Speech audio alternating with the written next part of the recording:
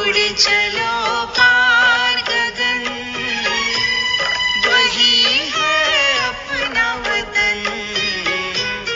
उड़ो अब बिंदु बनकर, देह अभिमान तज कर।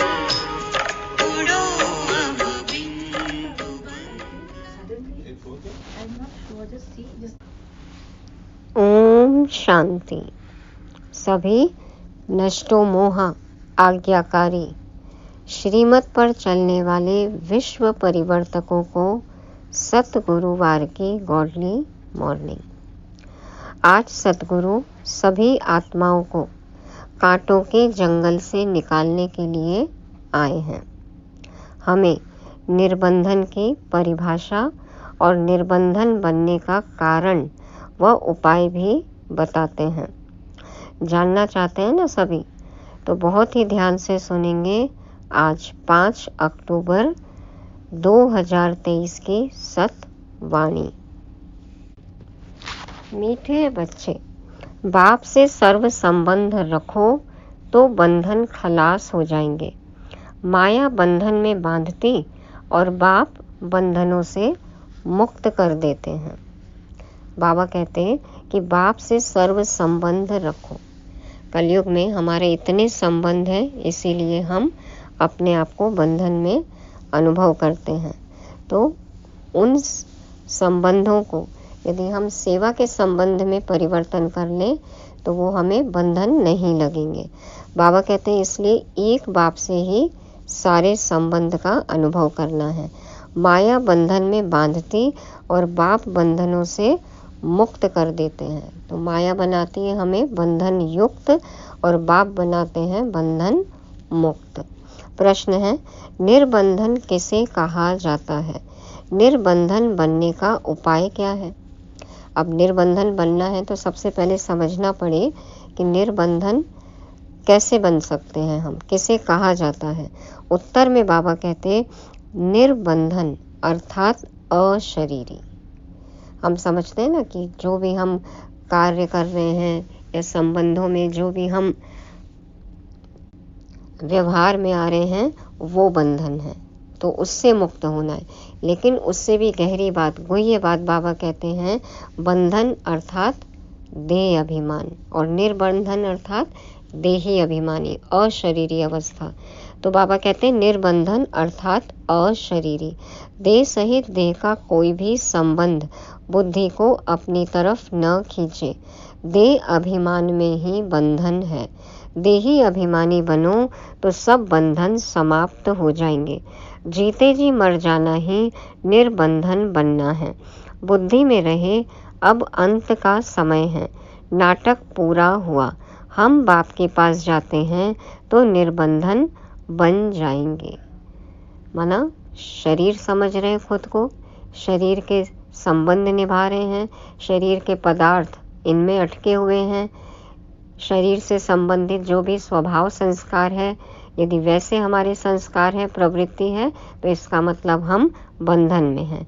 और इसके विपरीत यदि हम खुद को आत्मा समझें और आत्मिक गुणों में टिके तो वो है निर्बंधन स्थिति। तो बाबा कहते हैं अशरीरी बनना, ये है निर्बंधन। तो व्यवहारिक जीवन में हमें बुद्धि योग किससे लगाना है? निभाना सबसे है, लेकिन एक बाप में ही बुद्धि लगी रहे। जीते जी मर जाना, पुरानी दुनिया की तरफ कोई भी आकर्षण ना हो। ये है निर्बंधन बनने का उपाय। और क्या सोचना है कि अब तो नाटक पूरा हुआ, अब तो बाप आए हैं, बाप के साथ हमें वापस घर जाना है।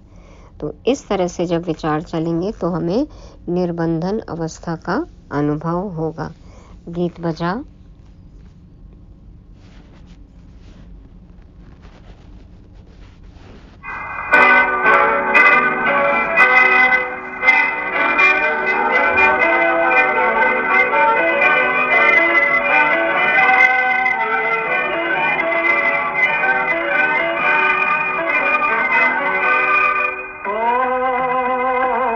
जिसका साथी है भगवान, उसको क्या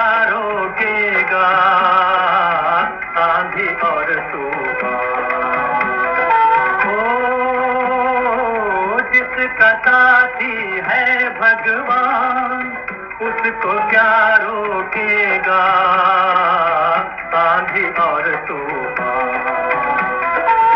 जिसका साथी है भगवान।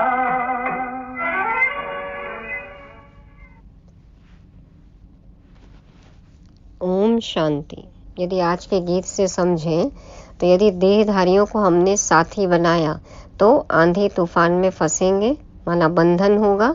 और इसके विपरीत यदि हम भगवान को साथी बनाते हैं, बाबा को साथी बनाते हैं, तो निर्बंधन हो जाएंगे। ओम शांति। बाप बैठ बच्चों को समझाते हैं।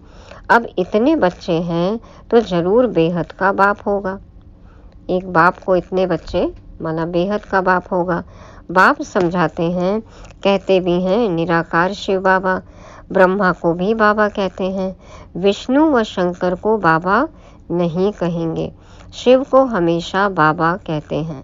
शिव का चित्र अलग, शंकर का चित्र अलग है। देखो, शंकर के आगे भी शिवलिंग दिखाते हैं और शंकर को दिखाते हैं शरीर में। अब हमें पता है कि वो आकारी शरीर है, लेकिन शिव बाबा तो निराकारी है, शिवलिंग निराकारी है। तो शिव का चित्र अलग, शंकर का चित्र अलग है। गीत भी है शिवाय नमः। फिर कहा जाता है तुम माता पिता हम बालक तेरे। यह भी समझाना बहुत सहज है कि बरोबर निराकार शिव को ही बाप कहते हैं। वह है सभी आत्माओं का बाप। शंकर व विष्णु निराकार तो नहीं है, शिव को निराकार कहेंगे। मंदिरों में उन सबके चित्र हैं। भक्ति मार्ग में कितने चित्र हैं, है ना, कितने मंदिर, मूर्तियां, चित्र हैं। ऊंच से ऊंच चित्र दिखाते हैं शिव बाबा का। फिर ब्रह्मा विष्णु शंकर का चित्र दिखाते हैं। कहते हैं ना, देवों का देव महादेव। तो सबसे ऊंच हो गए शिव बाबा, उनका भी रूप है। जगत अम्बा जगत पिता का भी रूप है। तो शिव बाबा का क्या रूप है? ज्योति बिंदु स्वरूप है। बाकी सबका साकारी दिखाया है। लक्ष्मी नारायण का भी साकारी रूप है। बाकी एक ही भगवान है निराकार, परंतु उनको सिर्फ गॉड कहने से मनुष्य मूंझते हैं। पूछो गॉड तुम्हारा क्या लगता है? कहेंगे फादर। तो यह सिद्ध कर बतलाना है गॉड फादर है। फादर रचता है तो मदर भी चाहिए। मदर बिगर फादर कैसे सृष्टि रचेंगे? वह फादर कब आएंगे? सब बुलाते हैं, हे पतितों को पावन बनाने वाले आओ। अभी तो सारी दुनिया पतित है। पतित हो तब तो आकर पावन बनाएंगे ना। इससे सिद्ध होता है बाप को पतित दुनिया में आना जरूर है, परंतु ड्रामा अनुसार यह किसी को भी समझ में नहीं आएगा। मन मानता ही नहीं है ना, विश्वास ही नहीं होता कि भगवान भी आ सकते हैं धरती पर। न समझे तब तो बाप आकर समझाए। पतित पावन इस दुनिया में आके पतित बनाएंगे, बनाते हैं। रावण ने जो हमें पतित बनाया है, तो पतित से पावन बनाते हैं बाबा। ये बात किसी को भी समझ में नहीं आएगी, और नहीं समझ में आती है तभी तो बाप को पतित दुनिया में आना पड़ता है, साकार तन में, और समझाना पड़ता है। तो बाप बैठ बच्चों को समझाते हैं। भारत में ही गाया जाता है ज्ञान और भक्ति। फिर कहते हैं ब्रह्मा का दिन और ब्रह्मा की रात। ब्रह्मा का दिन, ब्रह्मा की रात कहते हैं। रात में घोर अंधियारा होता है, अज्ञान अंधेरा है ना। सभी कहते हैं देखो भगवान की मर्जी जो है वैसे ही हम करते हैं, तो पतित तो बनाने की मर्जी नहीं है ना।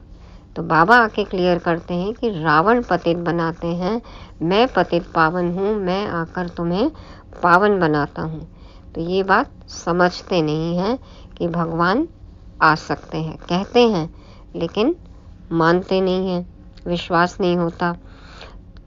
तो सब कुछ घोर अंधियारा है रात में।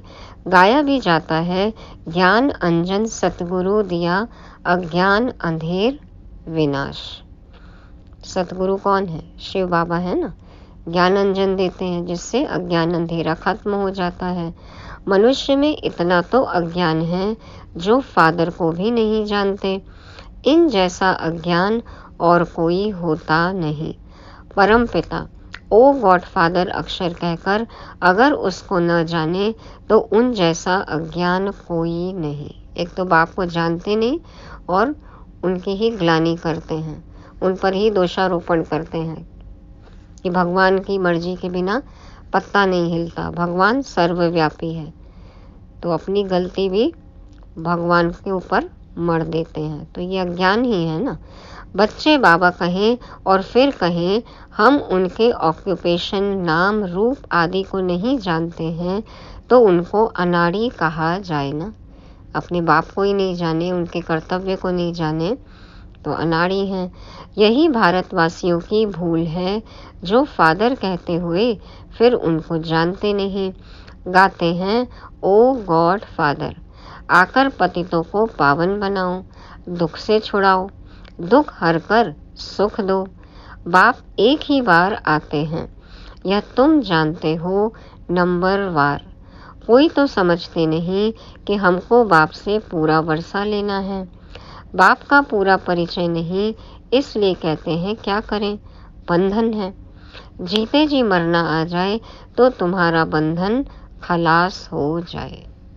जी रहे इसी दुनिया में लेकिन बुद्धि से पुरानी दुनिया को त्याग दिया, निकल आए। तो इसको बाबा कहते हैं कि निर्बंधन, मतलब बंधन खलास हो जाए। जीते जी मरना, मरजीवा जन्म, पुराने जीवन से मर गए, अभी बाबा के साथ जी रहे हैं और वाह वाह, तो मरजीवा जन्म। मनुष्य अचानक मर जाते हैं तो बंधन छूट जाते हैं। जिसने शरीर छोड़ दिया सारे बंधन खत्म, सारे रिश्ते खत्म। अभी तो सबके बंधन छूटने वाले हैं। तुम्हें जीते जी निर्बंधन अर्थात अशरीरी बनना है। ये है मुख्य पॉइंट। बाबा कहते हैं शरीर में ही रहना है लेकिन हमें अशरीरीपन का अभ्यास करना है तो हमें निर्बंधन अवस्था का अनुभव होगा। बाप कहते हैं इन शरीर के बंधनों आदि को भूल जाओ, अपने को आत्मा समझ मुझ बाप को याद करो। बाकी बंधन तब लगता है जब तुम देह अभिमानी बनते हो, फिर कहते हो कैसे छूटे। खुद को शरीर समझेंगे और इतने विस्तार में फंसेंगे शरीर के संबंधों में तो बंधन अनुभव हो गई ना, और फिर कहते हैं कैसे छूटे। तो पंछी डाली पकड़ा है, छूट सकेगा? डाली को तो छोड़ना होगा ना। तो हमें भी बुद्धि से पुराने संबंधों को भूलना है, तभी तो छूट सकते हैं, उड़ान भर सकते हैं, बिंदु बनकर उड़ो। बाप कहते हैं भल गृहस्थ व्यवहार में रहो परंतु बुद्धि में रहे हमको वापस जाना है। घर गृहस्थी में सारी जिम्मेवारियां निभानी है लेकिन ये याद रहे कि अब वापस अपने घर जाना है। जैसे नाटक का जब अंत होता है तो एक्टर्स नाटक से जैसे उपराम हो जाते हैं, पार्ट बजाते बजाते बुद्धि में रहता है।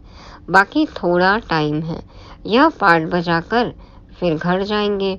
तुमको भी यह बुद्धि में रखना है, अभी अंत है, हम दैवी संबंध में जाते हैं। इस पुरानी दुनिया में रहते यह बुद्धि में रहना चाहिए कि हम बाप के पास जाते हैं। गाते भी हैं हम तुम पर बलिहार जाएंगे, जीते जी तुम्हारा बनेंगे।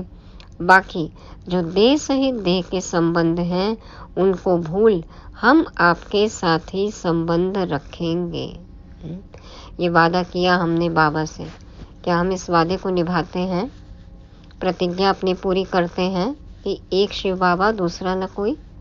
चेक करना है खुद को। तो बाबा कहते हैं अब संबंध है मुझसे तो संबंध है तो याद करो, प्यार करो, बाप से अथवा अपने प्रीतम से बुद्धि का योग लगाओ तो तुम पर जो जंक लगी है वह उतर जाएगी। योग तो गाया हुआ है ना, और सब जिस्मानी योग हैं। मामा, चाचा, काका, गुरु, गोसाई आदि सबसे योग रखते हैं। मतलब जिसके बारे में हम सोच रहे हैं तो हमारा उससे योग हो गया। बाप कहते हैं इन सब से योग हटाए मुझ एक को याद करो, योग मुझ एक के साथ लगाओ। योग माना जुड़ना, तो हमेशा बाबा से कनेक्टेड रहना है, हमेशा बाप दिल में बसा हुआ हो, हम बाप के दिल में हो। तो निरंतर जुड़े रहना है। बाबा कहते हैं कि योग मुझ एक के साथ लगाओ, देह अभिमान में नहीं आओ। देह से कर्म करते हुए भी यह निश्चय करो कि हम पार्ट बजा रहे हैं। इस पुरानी दुनिया का अब अंत है, अभी हमको वापस जाना है। देह सहित देह के सब संबंधों से उपराम होना है। ऐसे ऐसे अपने साथ बातें करनी हैं। अब तो बाप के पास जाना है। किसी को स्त्री का बंधन है, किसी को पति का बंधन है, किसी को कोई का बंधन है। बंधन खुद के क्रिएट किए होते हैं। व्यवहारिक जीवन में हम देखें, हमें लगता है कि हमारे बिना ये दुनिया चलेगी नहीं, लेकिन जो आत्मा शरीर छोड़ती है उसके बाद भी दुनिया चलती है ना। तो चेक करें कि ये बंधन वाकई बंधन है या सोने की जंजीरें हैं या डाली है जो हमने पकड़ी है, या इन सोने की जंजीरों से, महीन धागों से हम बंधे हुए हैं। कई बार वो बंधन होते ही नहीं है और हम उसको क्रिएट करते हैं, समझते हैं कि ये बंधन है। तो बाबा कहते हैं कि किसी को कोई बंधन, किसी को कोई बंधन, चाहे व्यक्ति का हो, चाहे वस्तु का हो, चाहे कोई अपने स्वभाव संस्कार का हो, तो खुद के लिए चेकिंग पॉइंट है। बाबा तो युक्तियाँ बहुत बतलाते हैं। बाबा कहते हैं ना, छोड़ो तो छूटे। बाबा तो बहुत तरह की युक्तियाँ बतलाते हैं कि जिसका जो बंधन है उससे कैसे छूटे। बोल दो, हमको पवित्र बन, भारत को पवित्र जरूर बनाना है। अब इसमें दृढ़ता भी होनी चाहिए। हम पवित्र बन तन मन धन से सेवा करते हैं, परंतु पहले नष्टो मोहा चाहिए। यदि हमारा मोह नष्ट हो गया, दिल सच्चा है, तो फिर बाबा जरूर मदद करते हैं। तो पहले खुद की चेकिंग चाहिए कि पहले नष्टो मोहा बनना है। मोह नष्ट हो तो गवर्नमेंट को चिट्ठी लिखो, तो वह भी तुमको सहयोग देंगे। कई बातें होती हैं जो सरकार भी सहयोग दे सकती है। भगवान उवाच, काम महाशत्रु है, हम उन पर जीत पाकर पवित्र रहना चाहते हैं। तो ये तो सबका अपना व्यक्तिगत निर्णय होता है ना, कि हमको पवित्र रहना है या कैसा जीवन बिताना है। प्रजातंत्र है आजकल, तो कोई किसी को फोर्स कर ही नहीं सकता है, तो सभी राजा हैं। बाबा कहते हैं कि काम महाशत्रु है, हम उन पर जीत पाकर पवित्र रहना चाहते हैं। बाप का फरमान है, पवित्र बनो तो स्वर्ग का मालिक बनोगे। हमको विनाश और स्थापना का साक्षात्कार हुआ है। अभी पवित्र बनने में हमको यह विघ्न डालते हैं, मारते हैं। मैं तो भारत की सच्ची सेवा में हूँ। देखो, सबका अपना अपना अधिकार है, जैसे अपना जीवन बिताना चाहे बिता सकते हैं। मानव जीवन अधिकार होता है ना, ह्यूमन राइट्स कहते हैं। तो बाबा कहते हैं कि आप सरकार को चिट्ठी लिख सकते हो कि मैं तो भारत की सच्ची सेवा में हूँ, अब मुझे ऐशलम दो, परंतु पक्का नष्टो मोहा चाहिए। सबसे पहले तो खुद में दृढ़ता चाहिए। सन्यासी तो घर बार छोड़ जाते हैं, यहाँ तो साथ रहते नष्टो मोहा बनना है। सन्यासियों का मार्ग अलग है। मनुष्य कहते भी हैं कि गृहस्थ व्यवहार में रहते हमको ऐसा ज्ञान दो जो हम राजा जनक मुआफिक मुक्ति, जीवन मुक्ति को पालें। वही तो अब तुमको मिलता है ना। देखो, राजा जनक का उदाहरण बाबा देते हैं कि राज्य कार्यभार संभालते हुए भी उससे कितना उपराम रहते थे। तो वैसे ही हमें भी अपनी सारी जिम्मेवारियां पूरी करनी है, लेकिन बुद्धि सिर्फ बाबा में रहे। बाबा कहते हैं, यह मेरी वन्नी है, युगल है, इनके मुख से मैं प्रजा रचता हूँ। ब्रह्मा बाबा, ब्रह्मा बेहद की माँ, प्रजापिता ब्रह्मा के मुख द्वारा ही कहते हैं। शिव बाबा तुमको कहते हैं, तुम मेरे पोत्रे हो। यह फिर कहते, तुम मेरे बच्चे बन शिव बाबा के पोत्रे बनते हो। वर्षा उनसे मिलता है। स्वर्ग का वर्षा कोई मनुष्य दे ना सके, निराकार ही देते हैं। तो भक्ति अलग चीज है और ज्ञान अलग है। भक्ति में तो वेद शास्त्र पढ़ते, यज्ञ तप दान पुण्य आदि करते बहुत खर्चा होता है। यह है सारी भक्ति की सामग्री। भक्ति शुरू होती है द्वापर से। देवी देवता जब वाम मार्ग में आकर पतित बनते हैं तो फिर देवी देवता नाम कहला न सके, क्योंकि देवताएं तो संपूर्ण निर्विकारी थे। देवी देवता जब वाम मार्ग में गए, उल्टे मार्ग में गए, तब वो विकारी बन गए। लेकिन जब विकारी हैं तब उनको देवता नहीं कहेंगे। देवता तभी कह सकते हैं जब वो संपूर्ण निर्विकारी थे। वाम मार्ग में जाने से विकारी बन जाते हैं तो कहेंगे देवता धर्म वाले वाम मार्ग में आकर पतित बने हैं। पतित को देवता कह नहीं सकते, इसलिए फिर हिंदू नाम रखा है। वेदों शास्त्रों में आर्य नाम रख दिया है। आर्य नाम इस भारत खंड के लिए है। आर्याव्रत कहते हैं ना भारत खंड, तो आर्य हिंदू कहलाने लग गए। अभी अक्षर आया कहाँ से? सतयुग में तो आर्य अक्षर है नहीं। कहते भी हैं क्राइस्ट से 3000 वर्ष पहले भारत में देवी देवता बड़े समझदार थे। फिर वही देवता जब द्वापर में विकारी बनते हैं तो अन आर्य कहा जाता है। एक ने आर्य कहा तो बस नाम चल पड़ता, एक शब्द मिल गया, वो प्रचलन में आ गया। जैसे एक ने कृष्ण भगवानुवाच कहा अथवा लिखा तो बस वह मानने लग पड़ते हैं। इतने साल पहले किसी ने कोई शब्द बोला तो वो परंपरा से आ गया। कहते हैं परंपरा से हमने सुना है, वही मानते आए हैं, वही चल पड़ता है। गाते भल हैं शिवाय नमः, तुम मात पिता हम बालक तेरे। परंतु वह कैसे मात पिता बनते हैं, कब रचना रचते हैं, यह नहीं जानते। जरूर सृष्टि के आदि में रचते होंगे। अब सृष्टि का आदि किसको कहा जाए? कैसे कहें कि सृष्टि इस तारीख से चालू हुई है? अब कोई सर्कल है, उसको बनाया, ड्रॉ किया, किस बिंदु से वो स्टार्ट हुआ कोई बता सकता है? तो वैसे भी ये सृष्टि चक्र है, घूमता है, तो आदि कब से कहें, स्टार्टिंग कब से कहेंगे? सतयुग को या संगम युग को? कब से चालू हुआ, संगम से या सतयुग से? विचार सागर मंथन करना सभी। तो सतयुग में तो बाप आते नहीं हैं। सतयुग आदि में तो आते हैं लक्ष्मी नारायण। उन्हों को सतयुग का मालिक किसने बनाया? कलयुग में भी नहीं आते। यह है कल्प का संगम युग। बाप कहते हैं मैं हर कल्प के संगम युगे आता हूँ, जबकि सब आत्माएं पतित बन जाती हैं अथवा सृष्टि पुरानी हो जाती है। ड्रामा का चक्र पूरा हो तब तो बाप आएंगे ना। तुम बच्चों में बड़ी होशियारी चाहिए, धारणा चाहिए। अब कॉन्फ्रेंस करते हैं कि वेद पढ़ने से फायदा क्या होता है। वेद पढ़ना चाहिए तो क्यों? इतने शास्त्र वेद उपनिषद हैं, क्यों पढ़ना चाहिए? रिसर्च करते हैं, देखो फैसला कुछ भी कर नहीं सकेंगे, फिर वही कॉन्फ्रेंस दूसरे वर्ष करेंगे। फैसला करने बैठते हैं परंतु होता कुछ भी नहीं है। विनाश की तैयारियां भी होती रहती हैं, बॉम्ब्स बनाते रहते। अभी है ही कलयुग। यह बातें तुम बच्चे ही जानते हो। तुम्हारी बातें ही निराली हैं। है सबकी बातें निराली? निराली, न्यारी, दुनिया से अलग, अनूठी, अनोखी, वैल्यूएबल। चेक करो।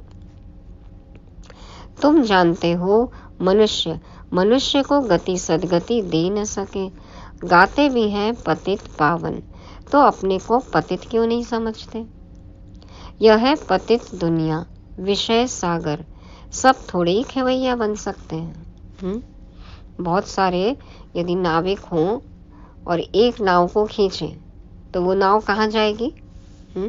जैसे कहते हैं ना कि बहुत सारे कुक हों और एक डिश को बनाएं तो वो डिश कैसी बनेगी, आप खुद सोच लो। तो उसी तरह से बाबा कहते हैं कि सब थोड़े ही खेवैया बन सकते हैं। खेवैया एक बाप है, तो अपनी नैया उस खेवैया के हवाले कर देनी है, पार लग जाएंगे, विषय सागर से क्षीर सागर में पहुंच जाएंगे। अभी तुम बच्चों में वह ताकत आई नहीं है जो पूरा समझा सको। अभी तुम इतना होशियार नहीं बने हो। समझते अपने आप को होशियार, लेकिन होशियार तो नहीं है ना। संपूर्ण बने होते तो शरीर छूट जाता। शरीर में है माना कमी है, पुरुषार्थ का मार्जिन है। तो बाबा कहते हैं होशियार भी नहीं बने हो, अभी योग भी नहीं है। चेक करो हमारा योग कहाँ कहाँ है। अब तक छोटे बच्चों मुआफिक रोते रहते हैं। कौन कौन रोता है? बाबा ने आज पकड़ लिया। आंखों से आंसू बहाने की बात नहीं है। यदि अभी भी किसी से कोई शिकवा शिकायत है, यदि किसी चीज़ की कमी अनुभव करते हैं, माना छोटे बच्चे जैसे रो रहे हैं, कंप्लेन है तो कंप्लीट नहीं बन सकते। माया के तूफान में ठहर नहीं सकते हैं। अभी भी विघ्न लगते हैं। माया माया लगती है, आंधी तूफान अनुभव होते हैं। देह अभिमान बहुत है, देही अभिमानी बनते नहीं। बाबा तो बार बार कहते हैं अपने को आत्मा समझो, अभी हमको वापस जाना है। सभी एक्टर्स जो अपना अपना पार्ट बजाते हैं, सब शरीर छोड़कर वापस घर जाएंगे। तुम साक्षी होकर देखो, देहधारी संबंधों में देह में मोह क्यों रखते हो? विदेही बनते नहीं, फिर विकर्म विनाश नहीं होते। बाप को याद करते रहें तो खुशी का पारा चढ़े। हमको शिव बाबा पढ़ाते हैं, फिर हम देवी देवता बनेंगे तो अपार खुशी होनी चाहिए ना। तुम जानते हो भारतवासी जब सुख में थे तो बाकी सब मनुष्य निर्वाण धाम शांति धाम में थे। अभी तो कितने करोड़ों मनुष्य हैं। अभी तुम पुरुषार्थ कर रहे हो जीवन मुक्ति पाने का, बाकी सब वापस चले जाएंगे। पुरानी दुनिया बदल नई दुनिया बननी है। नया तो बाप ही बनाएगा। सैपलिंग लग रही है, यह है दैवी फूलों का सैपलिंग। कांटे से तुम फूल बनते हो। बगीचा पूरा तैयार हो जाएगा तो यह कांटों का जंगल खत्म हो जाएगा। बाबा को कुछ आत्माएं ही चाहिए सतयुग निर्माण के लिए, सतयुग की स्थापना के लिए। उतने ब्राह्मण तैयार हो गए, संपूर्ण हो गए, तो बाबा कहते हैं ये कांटों का जंगल, कलयुगी दुनिया, ये सब अपने आप खत्म हो जाएगा। विनाश एकदम नजदीक है। बाबा कहते हैं इनको आग लगनी है। इन आँखों से हम जो कुछ भी देखते हैं तो सबको आग लगनी है। फिर हम फूलों के बगीचे में चले जाएंगे, अल्लाह के बगीचे में, बहिश्त में। क्यों ना मम्मा बाबा को फॉलो करें। गाया हुआ है फॉलो फादर मदर। जानते हो यह मम्मा बाबा लक्ष्मी नारायण बनेंगे। इन्होंने ही 84 जन्म बिताए हैं। तुम्हारा भी ऐसे ही है। इनका मुख्य पाठ है। लिखा भी जाता है बाप आकर सूर्यवंशी चंद्रवंशी स्वराज्य फिर से स्थापन कर रहे हैं। कितना समझाया जाता है तो भी देह अभिमान टूटता नहीं है। क्यों? पढ़ाने वाला टीचर इतना अच्छा, समझाने वाला सदगुरु इतना अच्छा वरदान देते हैं, ब्लेसिंग मिलती है, फिर भी देह अभिमान टूटता नहीं है। मेरा पति, मेरा बच्चा, अरे यह तो पुरानी दुनिया के पुराने संबंध है ना। बाबा को नहीं बनाया है साजन। शिव बाबा बच्चा नहीं है क्या? तो क्या होना चाहिए? मेरा तो एक शिव बाबा, दूसरा न कोई। सभी देहधारियों से ममत्व मिट जाना बड़ा मुश्किल होता है। बाप समझ जाते हैं इनका ममत्व मिटना मुश्किल दिखता है। शक्ल ही ऐसे देखने में आती हैं। कुमारियाँ अच्छी मददगार बनती हैं। बाबा कहते हैं जिनका परिवार है, मेरा पति, मेरे बच्चे, मेरा ये संबंधी, मेरा ये वो, इसमें ही अटके रहते हैं। तो बाबा समझ जाते हैं कि इनका ममत्व मिटना मुश्किल दिखता है। इसलिए बाबा आज कहते नष्टो मोहा बनो, पहले ध्यान दो। बाबा के काम में कुमारियाँ अच्छी मददगार हैं। तो हमें क्या करना है? जो कुमार कुमारी हैं वो तो बहुत अच्छे, बाकी अधर कुमार अधर कुमारी बनना है। बाबा के कार्य में मददगार बनना है। अच्छा, मीठे मीठे सिकिल दे बच्चों प्रति माता पिता बाप दादा का याद प्यार और गुड मॉर्निंग। रूहानी बाप की रूहानी बच्चों को नमस्ते। हम रूहानी बच्चों की रूहानी बाप दादा को याद प्यार, गुड मॉर्निंग और नमस्ते। शुक्रिया बाबा, शुक्रिया। धारणा के लिए मुख्य सार, पहला पॉइंट, देह सहित सबसे मोह निकाल विदेही बनने का पूरा पुरुषार्थ करना है। हर एक्टर का पाठ साक्षी हो देखना है, बंधन मुक्त बनना है। दूसरा, इस पुरानी दुनिया से उपराम होना है। अपने आप से बातें करनी है कि हमें तो अब वापस जाना है। अब पुरानी दुनिया के अंत का समय है। हमारा पाठ पूरा हुआ। वरदान है, सर्व खजानों की संपन्नता द्वारा संपूर्णता का अनुभव करने वाले प्राप्ति स्वरूप भव। सर्व खजानों की संपन्नता द्वारा संपूर्णता का अनुभव करने वाले प्राप्ति स्वरूप भव। बाप दादा समझाते हैं, जैसे चंद्रमा जब संपन्न होता है तो संपन्नता उसके संपूर्णता की निशानी होती है। इससे और आगे नहीं बढ़ेगा, बस इतनी ही संपूर्णता है, जरा भी किनारी कम नहीं होती है। पूर्णिमा का चांद बोलते हैं ना, तो पूरा 16 कला संपूर्ण, उसके बाद वो और नहीं बढ़ता, संपूर्ण हो गया 100%, उसके आगे मार्जिन ही नहीं है बढ़ने का। तो बाबा कहते हैं, ऐसे आप बच्चे जब ज्ञान, योग, धारणा और सेवा अर्थात सभी खजानों से संपन्न होते हो तो इस संपन्नता को ही संपूर्णता कहा जाता है। फुल, हर सब्जेक्ट में फुल। बाबा कहते हैं, जब आप चारों सब्जेक्ट में, सभी खजानों में संपन्न हो तो इसको ही संपूर्णता कहा जाता है। ऐसी संपन्न आत्माएं प्राप्ति स्वरूप होने के कारण स्थिति में भी सदा समीप रहती हैं। स्थिति में भी बाप समान स्थिति, हाँ, अचल अडोल अवस्था, एक रस अवस्था किनकी होगी? जो संपन्न होंगे, भरपूर होंगे, संपूर्ण होंगे, तो वो बाप समान, बाप समीप आत्माएं। स्लोगन है, दिव्य बुद्धि द्वारा सर्व सिद्धियों को प्राप्त करना ही सिद्धि स्वरूप बनना है। दिव्य बुद्धि द्वारा सर्व सिद्धियों को प्राप्त करना ही सिद्धि स्वरूप बनना है। लौकिक में क्या करते हैं? सिद्धियां करते हैं, है ना, शक्ति जमा करते हैं, अलग अलग तरीके अपनाते हैं। लेकिन बाबा कहते हैं कि आप दिव्य बुद्धि से ही सिद्धि स्वरूप का अनुभव कर सकते हो। दिव्य बुद्धि मानो ज्ञान का तीसरा नेत्र मिला है और अब इसी नेत्र को यूज करना है। बाबा ने हमें ज्ञान दिया तो हमारा दृष्टिकोण बदल जाना चाहिए, नजरिया बदल जाना चाहिए, दृष्टि, वृत्ति, कृति सब में दिव्यता, तब कहा जाएगा सिद्धि स्वरूप। तो आज की मुरली को रिवाइज करने के लिए पॉइंट्स हैं। पहला है, एक बाप से ही सारे संबंध का अनुभव करना है। मेरे तो एक शिव बाबा, दूसरा ना कोई। और दूसरा है निर्बंधन। निर्बंधन अर्थात अशरीरी। जब हम अशरीरी अवस्था का अनुभव करते हैं तभी वो हम निर्बंधन खुद को अनुभव कर सकते हैं। तीसरा, बाबा ने कहा समय अब बहुत थोड़ा है। कहते हैं ना, बहुत गई थोड़ी रही, थोड़ी की भी थोड़ी रही, तो जो करना है अभी करना है। और चौथा, सर्व खजानों से संपन्न, तभी संपूर्ण और बाप के समान स्थिति में समीप। और पांचवा, सिद्धि स्वरूप। तो दिव्य बुद्धि का प्रयोग करना है सिद्धि स्वरूप का अनुभव करने के लिए। ओम शांति।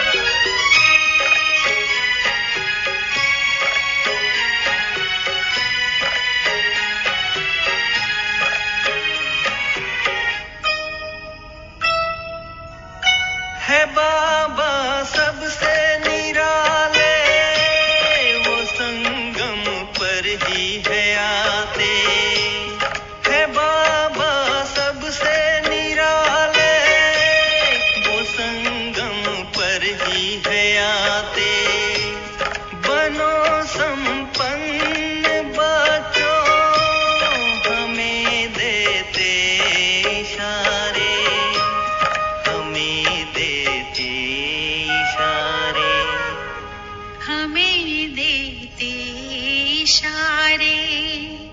अनुभव से है कहते, बाबा का संदेश देते, बनाते स्वर्णिम चमन, बनाते स्वर्णिम चमन।